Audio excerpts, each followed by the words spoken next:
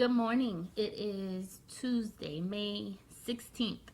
And today I am going to speak specifically about the mask.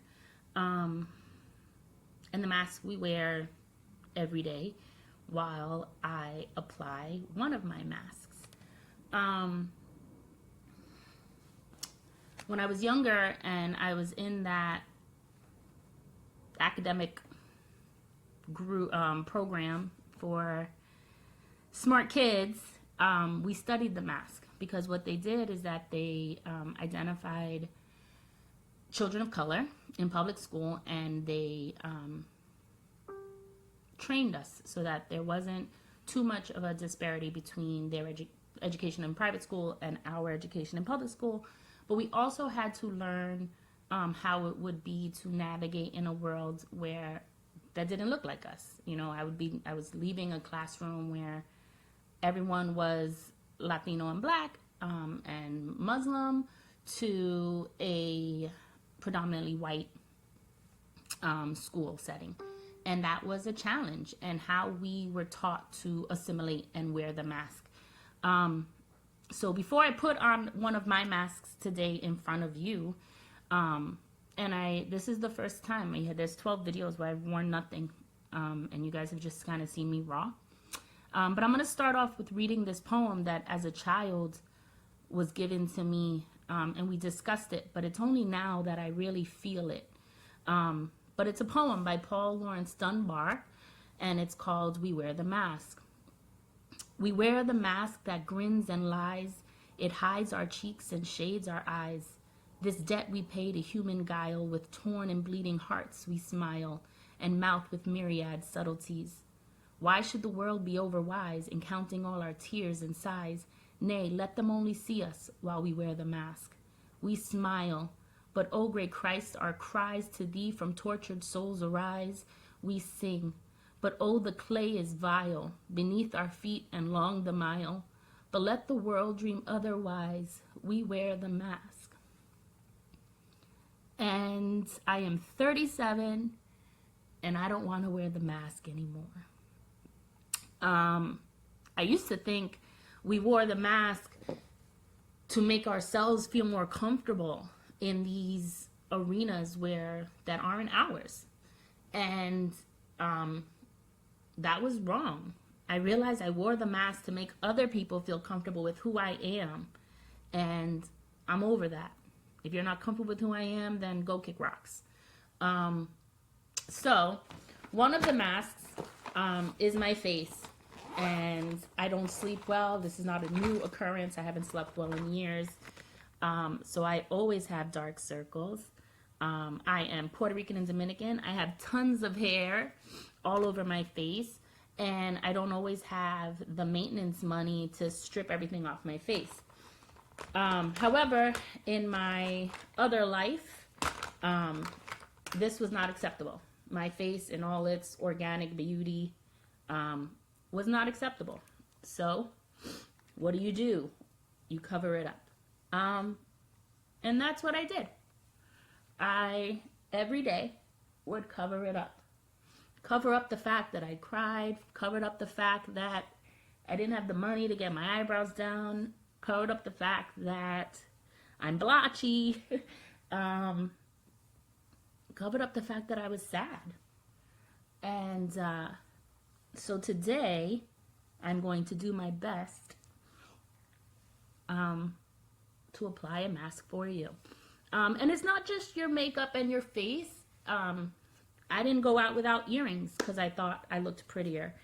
I didn't go out without high heels because it made my legs look longer and more fit and thinner. I'm a big girl. So all of these different things that made me feel probably more attractive, but I definitely felt like I couldn't be myself. I couldn't be myself in the workplace. I couldn't be myself on the street. So here I am trying to apply makeup to a computer screen. This is not as easy as I thought. So how does this affect my mental illness? How does this affect how I feel about myself? A lot. To be young and to be taught that who you are at your center is not what people want to hear. People don't want to hear, what did Paul Dunbar say? People don't want to hear about our bleeding hearts. You know, they don't want to hear about their debt. They don't want to hear about our tortured souls. But that's what we have. And I'm a firm believer that if you don't get it out, it's just going to make you worse. And that's what I've been doing. And it's funny because I know I'm not doing a great job, so don't judge me. But I've spent so much time not being authentic, and it's driven me crazy. It's drove me crazy. I have a friend from the playground who calls me loca in Spanish, and she does it with such endearing, she means it in such a good way. And I told her that I was doing this, and she was like, oh my gosh, do not tell people that you're crazy, girl, because you can't, you know, they're going to treat you different. And I was like, everybody treats me nuts already. Might as well keep it all the way real. And that's where I've come, that's where I'm at right now. Just keeping it real. Not feeling the need to wear the mask. And not really knowing how to live without the mask. How do you do that?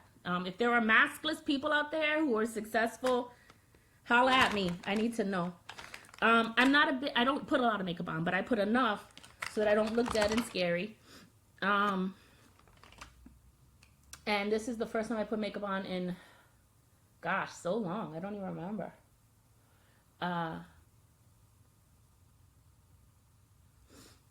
But anyway, I just want to talk about that today while I did this for you guys as I jack it up. But anyway, it's really hard to feel like you can't be yourself. And I feel like in all of my areas of my life, whether it was at church to be this perfect thing, or at school to be this perfect academic, and I kept infiltrating these communities and these organizations, thinking that I could be free and be myself. And I realized that you wear a mask all the time.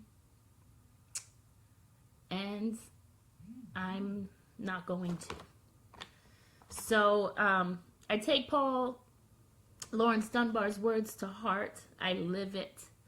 And I urge you to be authentic so that you don't find yourself taking off the mask and not knowing who you are, as I'm doing now, and I'm figuring it out.